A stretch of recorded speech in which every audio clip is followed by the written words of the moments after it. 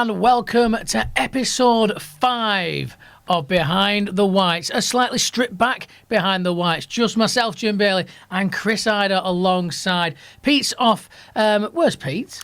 Eastern Europe. Kosovo, I do believe. Kosovo. And I'm not making that up. That's not one of my nonsense claims. Pete is having a chilled little break in Kosovo, although actually I heard from him last night. Didn't sound too chilled. So we'll hopefully get him back in one piece. Anyway, we've not got all that much. Well, not as much as we thought we were going to have to talk about, because, of course, the game at the weekend down at Bristol Rovers was postponed due to Storm Darragh, which comes as no surprise, realistically. That side of the country, well, our side of the country, but certainly down south, was absolutely battered by the storm, and for safety reasons, not only for the players, but for the supporters of both clubs as well, that game was postponed. And hopefully, early enough for most people not to have had to make the starts to their journeys, although I'm sure some people probably have.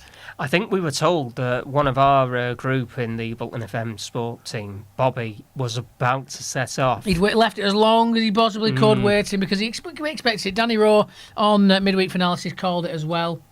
So he said on Thursday that he thought it was probably going to be one of those that was postponed, given where it was, and that was probably the worst part of the storm. So it is what it is. So no league game to talk about for us this week in terms of retrospectively. However, we can have a look at the league, because some teams did get their games going ahead. And, not playing hasn't made that much of a difference, really, in terms of Bolton Wanderers' league position, has it? It could have been a lot worse, if we're entirely honest, because there were teams above Bolton in the standings that did register victories. Although, looking at it, you could argue that Wycombe, for the second successive game, failed to register a win. Yeah. And they are still leading the way, but they are now level on points with... Yeah. Is it Wrexham or is it Birmingham City? It is Wrexham. We've got Wycombe Wanderers, 18 played, 40 points on the board. Wrexham, 19 played, 40 points on the board. Birmingham, 17 points, 39 points on the board in third place. Huddersfield in fourth. They've got 35 points from 18. Stockport County, 33 points from 19. Sixth place, the final playoff place, Reading, 31 from 18. And then, of course, Bolton Wanderers, seventh position, 30 points on the board, 17 games played. So, it's still not looking that bad in terms of points. Yes, those top two, 10 points ahead. And Birmingham City, 9 points ahead with on the same games played as us. So, yes, there's work to do, but it isn't insurmountable at this moment in time, which is what I think is key as we roll into this congested fixture period. There's so many points on offer in such a short space of time. That picture could look so much different, for better or for worse, come the other side of New Year. Well, what is it? 4 games in 9 days. Eventually got there. But basically, there's a chance for Bolton to get a fair few points on the board if they can capitalise. Because let's face it, it's not as though it's solely Bolton that are in this scenario. Every single club in League One is in the exact same boat. Absolutely. It could look vastly different. It could look exactly the same. That is that's the nature of it, but hopefully it will look vastly different, and Wanderers will be much closer towards the top of the EFL Sky Bet League One table. But league-wise, that's pretty much all we've got to say, because of course no game to really talk about. Well, not entirely. It must be stated that it was announced that the Rotherham United game is now going to be moved from a Tuesday evening to a Saturday afternoon. It will be, well, as a matter of fact, it's going to be a 12:30 kickoff on Saturday the 11th of January, which happens to be FA Cup third round day. So both teams are out, why not just stick it there? I kind of wish they had played during the weekend when it was the second round, but we're doing it now, so that is in the bag. And the funny thing is, they were due to be at home to Charlton that given day, but the Addicts... Of course. Charlton are in the cup still. Yeah, they are. And as a result, that meeting will now take the day of the originally rescheduled match with Rotherham United. So Tuesday the 21st of January, Bolton Wanderers will play host to Charlton Athletic. That will be a 7:45 kick-off time. There you go. So all change-a-roo there, but not much in terms of league football. But, of course, we did have a cup game last night. And you know what? It weren't all that bad, was it, Chris? No, I don't have a lot of complaints about it, if I'm entirely honest with you. They beat Huddersfield Town by 3-1, and for the 4th successive season, Bolton Wanderers are in the last 16 of the EFL Trophy, which to my mind is a very credible thing. It's not something you should shout from the rooftops unless you end up going on to win the competition, which happily Bolton have done in more recent history. But it is something that I think should be looked upon with a little bit of good favour, because you do well in a cup competition, it can, I think, lead to some good momentum into your league form if you allow it to work to your advantage, which I don't think Bolton were able to do last season. I think there's times when I think it's a double-edged sword. I think, yes, the momentum can be brilliant, but yes, it is extra, minutes in the legs of all the players that are involved. However, I think if you look at last season, we had that run in the FA Cup. We played, round 1, 2 and 3. Played twice in round 3 because we got the draw. And so we had the replay. So that was an extra 4 games as well. Well, an extra 3 games because you've got to play in the first round. And, then you've got the League Cup as well. Did we get to the second round of the League Cup? Yeah. So that was, another couple of games there. And one extra game. So I think advancing a little bit in all of the cups was a collective issue. But yeah, it's great if you get to Wembley and win it. But I felt that it was good, having not played at the weekend, to get some positive momentum running into that Wigan game at the weekend, which we'll of course come to very, very shortly.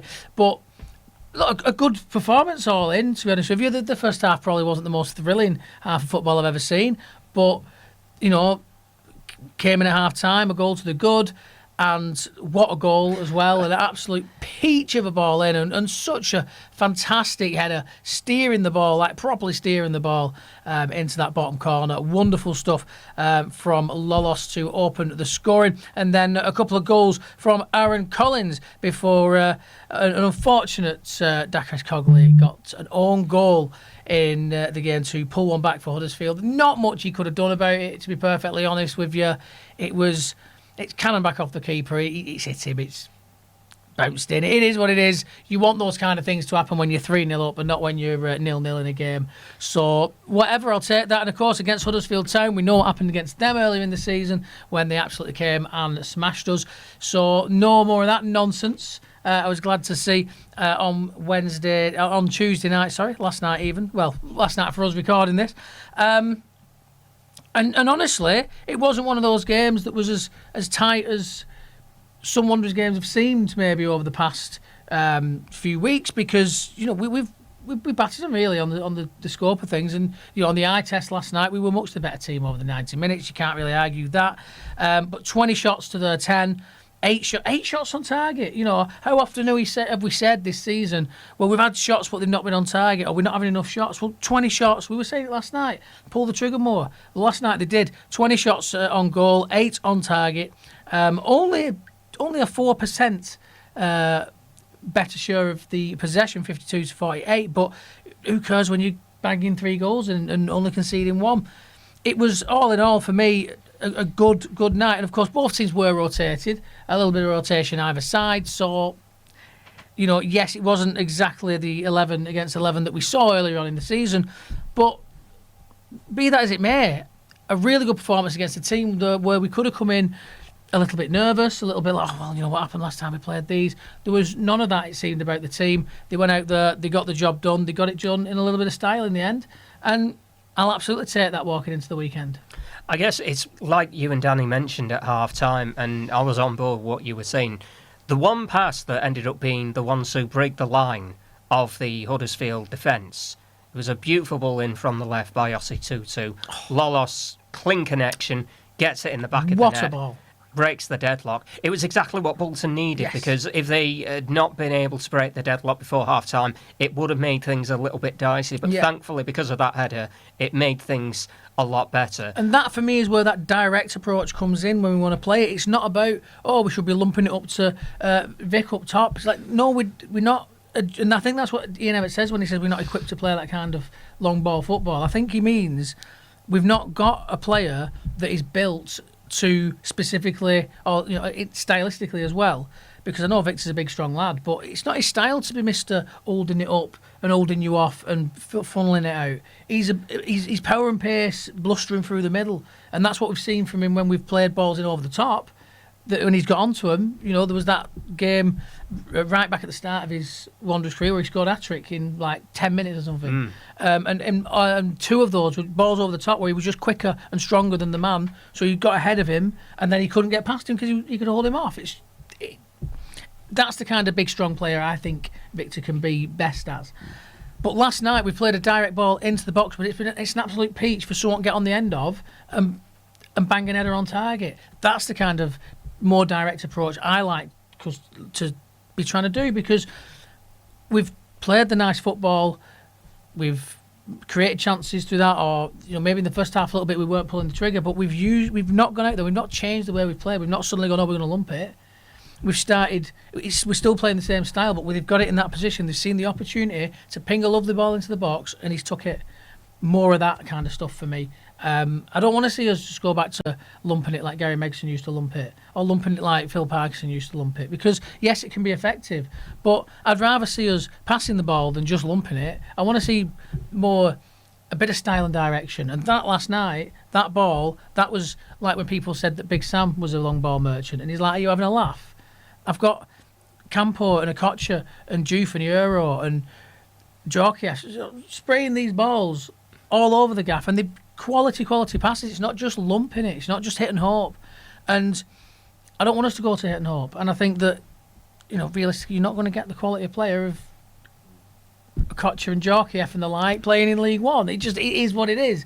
So if you're going to go more direct, that's the kind of direct I want to see. And we saw a great example of it last night from Ossie Tutu. If anything, when Bolton did pull the trigger when they got inside the final third, certainly in the second half, if not for Chapman, Huddersfield Town could have been dead and buried a lot sooner than, let's say, the 83rd or 88th minute. I think what did stall things a little bit for Bolton was taking off Ossie Tutu in, about the 58th minute, something like that. And but coming back from injury, isn't he? So you don't want to take any risks, especially in a Virtue Cup game, no disrespect to the competition, but he's been fantastic when he's come on. When we've seen him this season, he's looked really, really good. And you've done your stuff tonight. Now let's keep you safe for the next game. Let's go again. And he starts against Wigan without a shadow of a doubt for me. To be honest, he did the same for Ricardo Santos as well. Brought on George Johnston for a fair few minutes. 'Cause it's been weird, hasn't it? The fact that we've had 2 consecutive weekends with no football, and there hasn't even been an international break to contend with. Yeah. That is a very rare thing to take into consideration. Well, that's it. And I said last night, actually, on Wanderers Live, that this could be a bit of a blessing in disguise, having the game at the weekend postponed, because while every other team has played the first game of this mad run that we're all going on in English football, we've had a rest. So we're coming into that run of games now a little bit fresher. And yes, we're still going to play that game at some point. I know that. But in this period, because if you remember, this period last season wasn't all that great. Well, we're recording this on the 11th of December. Do you know what happened 1 year ago tonight? Oh, God, do I want to know what happened 1 year ago tonight? They had that top-of-the-table clash with Portsmouth. Oh, yes. That was kind of a damp squib, because I think the one thing that certainly works against Bolton was seeing George Thomason booked early on, and you never saw the best of him after that. I think the occasion maybe got to him a little bit. I think it got to all the players a little bit, in all honesty, because Burnden Park, when the fans but again, are loud, they were a good team. They knew they went about the way to try and nullify how we play football, and they were a very good team as we saw as the season progressed. There's a reason that was a top of the table clash, and we were at their place. But yeah, it did seem to kind of kickstart a little bit of a rough time, didn't it? It did. But injuries as well, and it was kind of perfect storm in a way. Well, in terms of bad results coming, but touch wood, as we always do. Nobby's here. We can use Nobby. We won't have any of that kind of terrible misfortune running through this period this season. We want festive cheer and points on the board. Well, we've got this around the microphones. See, we've got the cheer, so just need the points now, don't we? That's all we're asking for. Just Bolton make it come good over the next 6 games that are ahead. Especially on Saturday, because we need to smash Wigan. But hopefully this time, I mean, they've looked a little bit rough, and I feel like we are segueing now into the preview of Wigan on Saturday. Of course, it is at the Tough Sheet. It is a 12:30 kickoff. Is it 12:45? It is a 12:30 kickoff. 12:30 kickoff. So a nice early do for you. Get your brekkie down you, then get yourself a little bit of Wanderers Live on Bolton FM, or of course on Wanderers TV if you're watching internationally, of course. Now, we just want to smash them. I can't get that across enough. You're making it crystal clear, I aren't you? hate losing to Wigan. I mean, I hate it when Bolton lose full stop, but losing to Wigan's like, it's just like an extra slap in it, because they love it so much. And I remember the days when, if somebody had have asked me if we were rivals with Wigan Athletic, I'd have laughed at them, because I didn't even know what league they played in when I was a kid, because they were so low down. And as they've come up, they've just been, oh yeah, we're rivals with Bolton, and they weren't, and then all of a sudden they were. And all of a sudden they were slapping us 4-0 at home 2 seasons running, and I'm like, what is going on? What's my life become?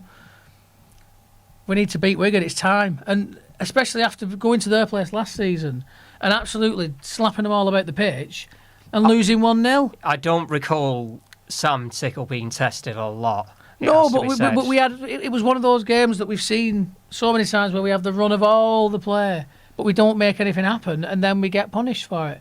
And it was so frustrating because we were so much better than them on the day over at their place. What we can't have is another repeat of last season and the season before in terms of what happened at our place, because I think people's heads will explode. I think mine may be included. Imagine. I think it was terrible. I definitely did something like that when both teams won the championship in 2019. Bolton lost 5-2 at the then DW, and right away on air I ended up saying, it's time for Phil Parkinson to go. That's how strongly I felt about the result. In fairness, it had been an absolutely rubbish season. Yeah, and I don't think really you can blame Parky for the performance of that season. No. We weren't equipped to be in the championship because, of course, the ownership at the time was, well, it looked like they were going to try and sell us, and then they didn't, but he wasn't willing to spend any more money on the playing squad, so it was like, well, we're probably going to go down then, aren't we? It was a rough fight both those seasons when we were in the championship, and yes, we managed to keep ourselves up through that wonderful Wilbraham moment. Of course, in one of those 2 seasons, but at the end of the day, it was always kind of coming, and you could see the writing on the wall as the financial pressures on the club escalated. And of course, there is all that thing of, we'd just be glad we've got a club to support. And I absolutely, I'd rather Bolton Wanderers be in some low down echelon of the football non-league pyramid than have completely disappeared. I would take any bad day for Bolton Wanderers over a day where Bolton Wanderers doesn't exist. But just not this Saturday, please, and not this game, not this team. It's time we gave Wigan fans something to shut them up for just a bit. Only a little bit, though. Cause I like the fact we've got the rivalry in a way, because it is good banter sometimes, and it makes these games more exciting. But when we're just getting beat each time, it gets less exciting. I think they dine on it a little bit, it has to be said. I mean, absolutely, but I'll tell you now, if it was the other way about, if we win on Saturday, I'm in that EFL group giving it the big one because it's Wigan. Of course. And because we've took it for this long, we've got to give a bit back. And because that's part of the fun, isn't it? It's part of the rivalry. But, come on. We need to beat them, and I really want to beat them heavily. That's understandable. I think I can see I where would you're coming love it. from. Well, careful. I don't want that to jinx it too much. It has to be said. If we do refocus on the Huddersfield game again, because there are a couple of things I do need to raise. I ended up saying this. It wasn't very professional of me, but I laughed like a train when Aaron Collins scored. Absolutely. I love any shambolic goals like that. What's gone on? And it's really, as livid as I was when I saw saw us concede a goal like that earlier in the season. Was it? I think it was in that Huddersfield game, wasn't it? Yes, it was. Or was it? No, was it in the Stockport game? Well, it was certainly in the Stockport game, but I think the fourth goal that Huddersfield scored in that league meeting certainly ended up taking the proverbial Michael. Yeah. Well, when they go for you, they're hilarious, aren't they? It's great fun. Oh, what's he done there? Because when we saw the goal, I literally turned to Danny Rowe and was like, how's that gone in? What's he done? Like, even though you celebrated, there's still a part of your brain going, huh? What's the keeper done there? I think for the second and third goals, they got the press absolutely right on Huddersfield. Yeah. They panicked, and Bolton were able to take advantage. One well-taken finish by Collins, and one that did have a touch of fortune about it. Collins even looked slightly like really sheepishly amused as he kind of trundled it in. There wasn't much of a celebration. He just seemed like he was just laughing, like, I'll take it. And absolutely he will. Yeah, now it does mean that Bolton are into the last 16 of the competition. Yes, it does. Once again. I wasn't entirely happy with the goal that was conceded. I think there were a couple of things that Bolton certainly got wrong last night. They were trying to be too clever in the middle of the park. Matete once or twice did give the ball away or make a bad pass that made you go, ooh, make you notice a little bit. Mm-hmm. And then Dacres Cogley unfortunately gives the ball away in the centre circle. Huddersfield are able to counter. He manages to get back in and then it cannons off him and goes in the back of the net. Which again, I think That's he was a very double whammy. I think he was very unfortunate, the fact that the ball's hit him that way and it's gone in. But yeah, he had also given the ball away in the move as well. But you know, it is what it is. You know, like I said, I'd rather that happen when we were 3-0 up than when we were 0-0 in any game. So it is what it is, and it's a cup game as well. So it doesn't affect any goal difference. It's just onwards and upwards and into the quarters. Yes. Now the draw. I got this wrong. I think I'd said on air that I thought it was going to be done at some point next week because it's not been entirely done just yet. We still have a couple more times. Games still to play, aren't there? Yeah, Blackpool taking on Aston Villa's under-21s and the holders Peterborough facing off against Northampton, hoping to do a lot better than they did in the league meeting just a couple of nights ago where, I don't know, you look at Peterborough, they're closer to the bottom four than they are to the top six. Well, that's just Peterborough all over, though, isn't it? They can't make their minds up. They're either fantastic or they're rubbish. It's like there's no in-between with Peterborough, it seems. So basically, for the North section, and it is still regionalised, so this is why I brought up the North section, the other teams that are involved, Chesterfield, Port Vale, Rotherham United, Lincoln City, Bradford City, Wrexham, and one of Blackpool or Aston Villa under-21s. And the draw is in fact being done in the build-up to the Leeds-Preston game on Sky Sports. Oh, yeah, of course it is, because why would you not do it during the build-up to the Leeds-Preston game? Which basically means when we are doing our build-up of the Wigan-Bolton game, we are going to... You'll be asking me, Chris, what's going on? Chris, what's going on? Chris, what's going on? I'm trying to go through the notes that we made from the presser. It's kind of, we're away to Chesterfield. That's what I imagine might happen. Maybe away to Chesterfield would be fun. Yeah. What are we going to... Are we going to give it a terrible nickname? The Elevato? Elevato. Hey, I like that. But hey, if you've got any better ones, ping them in the comments underneath. It's kind of advantageous in a sense. Then we probably won't end up playing them. But still, chuck them in, because it'll happen one day, surely. Maybe. All I'm thinking is there might be a bit of a terrible joke to throw in that if we're away to Chesterfield, it's going to be absolutely fantastic for Ian Everett because of course. He's not that far away from his home. No, it's not at all. It's not at all. And he still commutes because, of course, we did get that very amusing anecdote of him getting stuck in the snow and rescued by a fella in a Range Rover who brought him to the game. So, whatever works. Yeah, as long as he got there, and I think we won that day as well. So, always good. But yeah, I mean that's kind of everything for the men's then, I suppose, isn't it? Mm-hmm. Because we've kind of looked at the Wigan game, and hopefully again we're going to be taking 3 points from that one, hopefully. Please. But yeah, so into the women, and well, Atherton LR away was postponed. However, the fixture was then reversed and played behind closed doors. So it was played. Was it played at Lostock in the end? It was, Played at Lostock, and Wanderers. Well, they made the most of getting the game on because they were 9-0 against Alatanella. Absolutely smashed through them and maintained the all 100% winning start. It's a perfect 10 from 10 It now. is. Why can't I have said it just as well as that? Because I was stumbling all over Gaff there. So thank you, Chris. Perfect 10 from 10. Still just fantastic. 49 goal difference, 30 points on the board. Lost none, drawn none. Can't say further than that. Accrington Stanley, of course, still have their 100% record as well, but only played 7 games, so are in 3rd place. And Millie Smith getting on the score sheet, Neshai Gordon, Faye Knox getting a hat-trick, Ebony Bradshaw bagging 2, as did Madison Hardman. Flo Rigby made her debut as well, we were talking about her last week. So all good news coming out of the women's team. Another win. Miles must be just absolutely grinning ear to ear.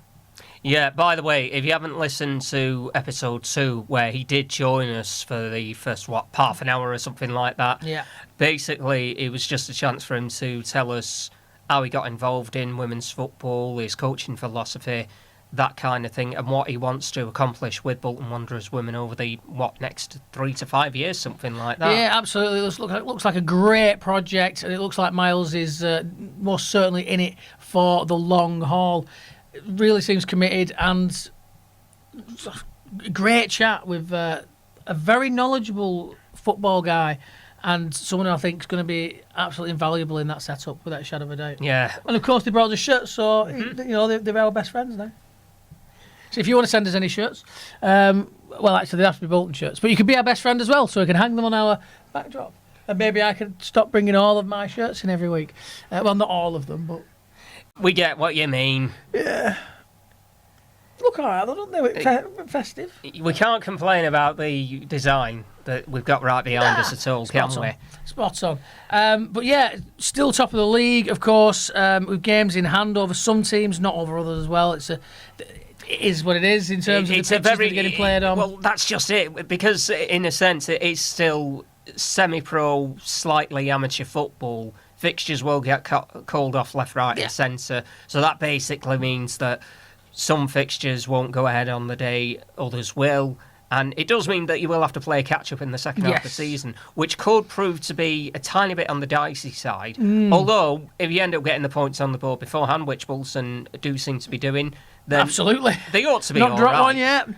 I really would like them to get into the Prem division, and then maybe a couple of years from now they will be in the FA Women's National League as well, that'd be absolutely and fantastic. Just a few steps beneath the Championship. Yeah, that's it, and it's an ongoing project, and we just want them to do well and climb up the pyramid, because everyone talks about Bolton Wanderers being a big team and what we should have and where we should be, but for me, we should have a women's team that is representative of the town, and that's what we've got now. After we talked about the unfortunate ending of Bolton Women, of course, who were very briefly affiliated with the club, but the fact that the club stepped up and said, look, we can't have no senior women's team representing Bolton, we need one.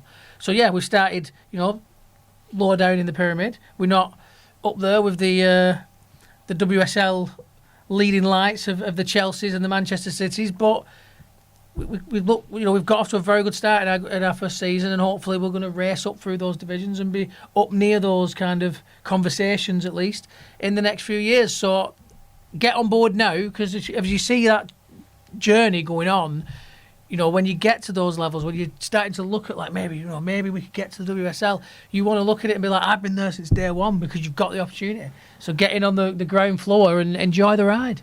One thing I would like to add as well, if they can make a good fist of it in the Women's FA Cup, it was a shame they got knocked out by Tranmere Rovers earlier in the season. That's the one blemish, though, on their entire season. Yeah, and Tranmere, in a high division.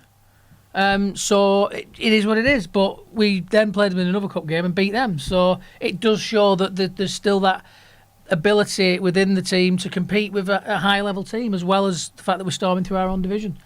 That's just it. And lest we forget, on top of the league campaign, we do have the small matter of the cup competitions. The Lancs FA Women's Challenge Cup, that will resume in the new year. They are away to Wigan Athletic. Now, I am going to have to check... Smash them! Well, I'm going to have to check with Sam. Them. Or Miles as to which Wigan Athletic they're playing, because it honestly, if you look on the Lancs FA website, I go, hang on, what's going on here? Because there's a Wigan Athletic ladies and girls, and there's another, I think there's a Wigan Athletic girls and ladies. Honestly, I have no idea why it is that way. Is it the People's Front of Judea or the Judean People's Front? It's one of those two. Splitters either way, Chris, as far as I'm concerned. But that's a very bizarre... I am not going into the details. I get... a bizarre turn of events. Personally, I don't get flack for the old... is it Bury AFC or is it Bury Football Club thing? That is a whole different conversation. Yeah. You want to get involved in that, best of luck to you, because that is a very, very, the Wigan child thing. I don't know. We'll have to wait and see, I suppose. I mean, the thing is, we've got 5 weeks to find out. In men's football, there's not enough football fans in Wigan to properly support one team. Apparently, there's enough football fans in Wigan to have 2 separate women's teams. I mean, that's a good thing in itself, isn't it? It is, but I mean, to have... you can't fill the stadium for the men with one team, and they've got 2 Wigan Athletic women. Don't they play in that little sports ground that's on Burnden Park? Yeah, it's where the men's team should play. Anyway, I'm going to look right chump if they do beat us, which... they better not do. But there you go. That's pretty much all we've got for you. Oh, no, one little last bit on the women's team, actually. As we record this, Jess Lightfoot is playing for Everton as we record, because she is a dual-registered player, and that must be how loans work in the women's game. Yeah, to be honest, it works exactly the same in the semi-professional and amateur scene in men's football. So it's not an entirely different thing that does happen. Just have a quick check in. Well, they're away to Liverpool tonight. Yes, it's a Mersey derby. Yes, it is, and they are losing by 2 goals. They are, yes. So it's not entirely fantastic. It has to be said. I am looking at the team right here, thanks to Flash Score. Other apps are available. Lightfoot hadn't come off the bench yet, so maybe if she gets introduced in the time that's left, I think they're entering the final 20 minutes. Maybe she could make an impact. Yeah, bring her right. If she comes on and bangs hat-trick in, and they win 3-2, we'll probably never see her again. There was an in terms of playing for Bolton Wanderers women. There was an extremely frightening stat that I did see, where she's had 11 starts, 17 goals and 3 assists. That is scarier than what Erling Haaland offers to Manchester City. Mind you, I'm guessing Jess is a much better player because she actually contributes to the team. Oh, he's firing. Haaland's going to be fuming. No, he's not. Fantastic. Well, we'll leave it at that, shall we? Thank you very much for tuning in to episode 5 of Behind the Whites. Do, of course...